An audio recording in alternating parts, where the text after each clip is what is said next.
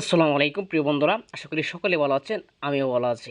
পরীক্ষার পরে বন্ধুরা বলল চল যে গরুর মাংস দিয়ে ভরপুর খেয়ে আসি। কথা মতো চলে গেলাম কিশোরগঞ্জ বাই বাই রেস্টুরেন্টে। রেস্টুরেন্টটির গুণগত মান অনেক ভালো। ভেতরে প্রবেশ করে সকলেই হাত মুখ ধুয়ে নির্দিষ্ট একটি আসনে বসলাম এবং খাবারের জন্য সকলেই অপেক্ষা করতে লাগলাম।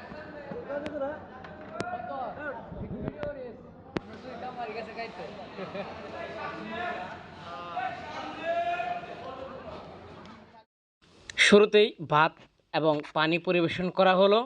সকলে হাত ধুয়ে আহ, সালাদ নিতে লাগলো, মরিচ, শশা, তারপরে লেবু দিল এবং অবশেষে গরুর মাংস নিয়ে আসা হলো। আর সকলের থালার মধ্যে গরুর মাংস ডাললো। খাবার দেখে অনেকের জিহ্বায় কিন্তু পানি চলে আসলো। তারপর শুরু হলো ভরপুর খাওয়া, যে যত খেতে পারে, এখানে কোনো বাধা নিষেধ নেই। আমি কিন্তু ভরপুর খাইলাম। হ্যাঁ, প্রায় ৫ প্লেট ভাত আমি নিলাম এবং ভরপুর খাইলাম। তারপর আমার বন্ধুরা যারা আছে এরা কিন্তু আরও বেশি বেশি খায়। আনোয়ার, তারপর হচ্ছে রানা, জুনায়েদ, এরা কিন্তু একেবারে পেটুক বললেই চলে। প্রায় একের পর এক প্লেট খালি করলো। আর ওইটারকে বললো খাবার আনার জন্য। ওইটার একের পর এক খাবার নিয়ে আসলো। আর সবাই মিলে ভরপুর খাইলাম। আমিও ভরপুর খাইলাম।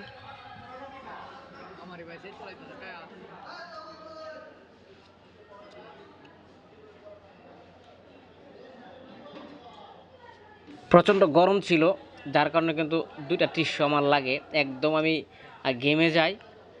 টিস্যু দিয়ে মুখ মুছলাম। প্লেটের অবশিষ্ট খাবারগুলো চেটে পুটে খেয়ে নিলাম। এটা কিন্তু নবীজির সুন্নত, সবাই এভাবেই খাইবেন।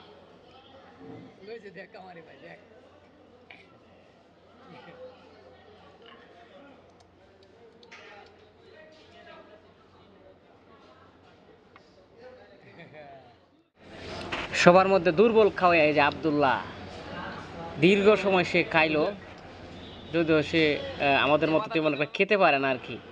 আর সবার চেয়ে বেশি খায় যে পেটুক পেটুক, আপনারা দেখতে পাচ্ছেন পেটুক, আনোয়ার প্রচুর খায় রে লোকটি, প্রচুর খায়। সবাই কিন্তু কে হাত মুখ ধুয়ে আসছে অলরেডি এবং শেষ পর্যন্ত আমরা হোটেলের বাইরে চলে আসলাম। এখানে একটি পরিবেশ আছে, বসার মতো একটা সুন্দর পরিবেশ আছে। আর সবাই রেস্ট নিলাম আর কি। অনেকে কোক টোক খাইলো আর আমি রেস্ট নিলাম। আর অনেক কিছু অনেকে খাইলো, আর সেগুলো অবশ্য নাই বলি। আবার আসার সময় কিন্তু একটা মজু নিলাম, যে রাস্তার মধ্যে সিঞ্জিত ওঠার আগে একটা মজু নিলাম। মজুকে বাড়ির দিকে যাত্রা শুরু করলাম।